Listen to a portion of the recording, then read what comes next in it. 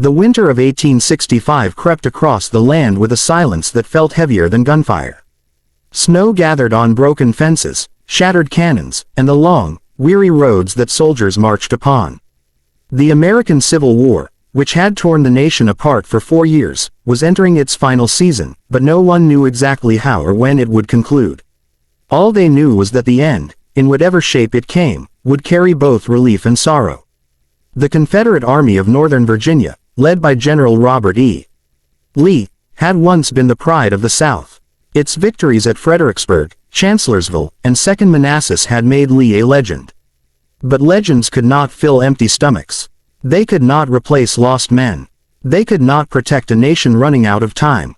By early 1865, Lee's army was shrinking, starving, and surrounded. Ragged uniforms could not keep out the cold, and even the most loyal soldiers whispered that the Confederacy had reached its final breath. The trenches of Petersburg stretched for miles, muddy, frozen, and filled with despair. Soldiers huddled over tiny fires, their faces pale and thin from hunger. They joked to keep the fear away, but behind every laugh was the awareness that their army was crumbling. Ammunition was rationed, horses died from hunger, supplies from Richmond barely reached the front, and even when they did, they often consisted of nothing more than a handful of cornmeal or a strip of salted meat. To the north, the Union Army under General Ulysses S. Grant was relentless. Grant knew that the Confederacy, though wounded, still had the will to resist. So he turned to the one thing the Union had in abundance: manpower and resources. His plan was simple but effective. Apply constant pressure, day after day, until the Confederate lines finally broke. Grant's soldiers were weary too, but they were better fed, better supplied, and backed by a powerful industrial machine. The war had reached a strange point. Battles were still fought, yet both sides knew the final result was inevitable. Still, Lee refused to abandon his army, and Grant refused to give him room to escape. It was a deadly, unyielding chess match that stretched through mud, snow, and blood. Inside Richmond, the Confederate capital, desperation spread like wildfire. Citizens lined up outside bakeries hoping for bread that never came. Soldiers on leave wandered the streets in search of anything edible. Even hospitals struggled to find bandages and medicine. President Jefferson Davis still gave fiery speeches about independence, but his words echoed through a city running out of hope. Union forces tightened their grip. They seized supply lines, captured railroads, and launched surprise attacks to weaken Confederate defenses. Every day brought news of another town falling, another Southern army retreating. The Confederacy was shrinking into a small circle of land centered on Richmond and Petersburg. By March 1865, Grant decided the time had come for a final push. His army launched fierce assaults against Confederate positions, striking at weak points and forcing Lee to stretch his thinning lines even further. At the Battle of Five Forks in early April, Union forces struck a decisive blow that shattered one of the Confederacy's last defensive anchors. Lee knew immediately that the fall of Petersburg, and Richmond, was certain. On April 2, Lee sent an urgent message to President Davis: Richmond must be evacuated at once. The news spread through the city like a storm. Families packed in the dark, grabbing whatever they could carry. Government officials fled with boxes of documents clutched under their arms. Soldiers set fire to warehouses to prevent Union troops from capturing supplies. Flames rose into the night sky, lighting up Richmond with a horrifying glow. People ran through the streets amid smoke and chaos, unsure if they would ever return to their homes again.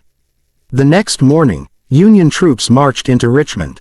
But instead of anger or resistance, they met exhausted civilians who were simply relieved the nightmare might finally be ending. Soldiers handed bread to starving children. Officers helped extinguish fires. It was a moment where humanity briefly overshadowed war. Meanwhile, Lee led his army westward, trying desperately to reach supply trains that could feed his starving soldiers. But Grant was close behind, pushing his forces hard. The chase continued for days, through rain, mud, and burned-out towns. Confederate soldiers collapsed from exhaustion. Many threw down their weapons and walked away, knowing there was no longer a cause to fight for. By April 8, Lee realized he was surrounded. His scouts returned with grim news. There were Union cavalry in front of them, infantry behind them, and no chance of escape. His men were starving, shoeless, and too weak to continue marching. Lee, who had always carried himself with a calm dignity, felt the weight of defeat settle on his shoulders. He knew what he had to do. The small village of Appomattox Courthouse lay quiet on the morning of April 9, 1865. Mist rolled gently across the fields, and birds sang in the distance. It was an odd contrast to the suffering that had gripped the land for years. No one knew that within a few hours, history would be rewritten inside a modest brick house belonging to a man named Wilmer McLean. Interestingly, McLean had moved to Appomattox to escape the war.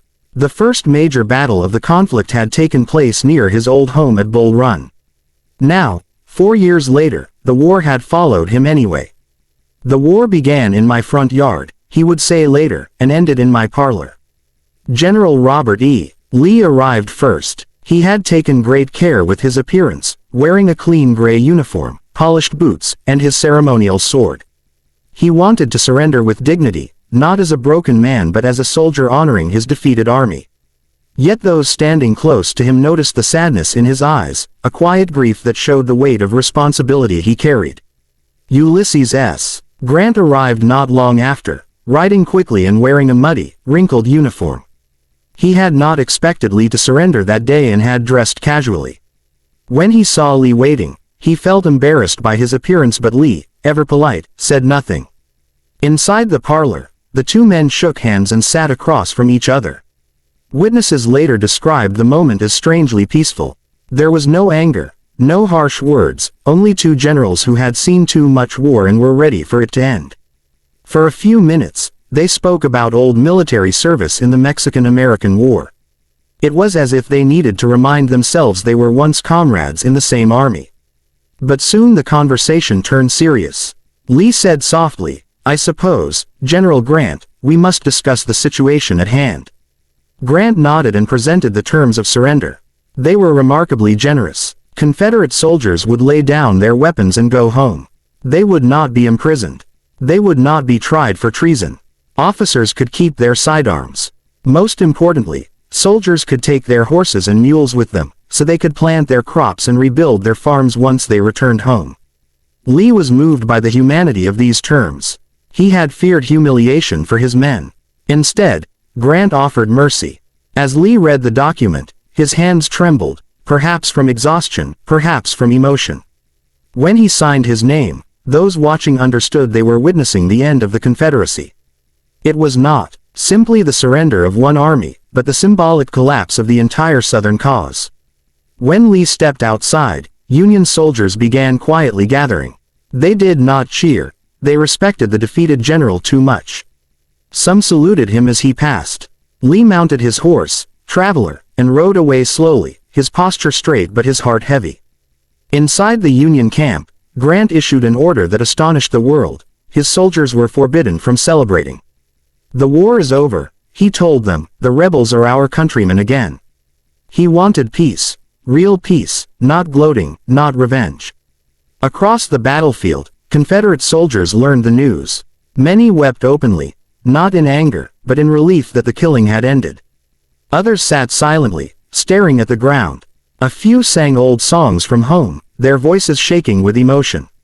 Over the next few days, Union and Confederate soldiers mingled. They traded coffee for tobacco, shared stories, shook hands, and even posed for photographs together. The hatred that had fueled the war seemed to fade in those hours. Both sides had suffered. Both sides were ready to rebuild.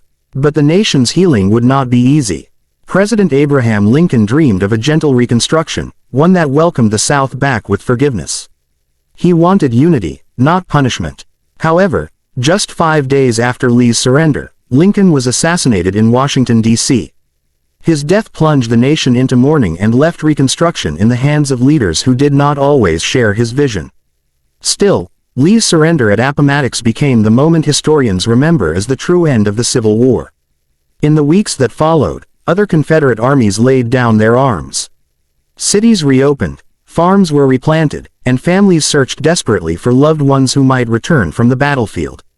The war had ended not with a final clash of armies, but with a conversation between two men who understood that peace required courage too. The surrender at Appomattox was not simply a military agreement. It was the first step toward a new America, one forged through suffering, sacrifice, and the hope that the nation could rise from its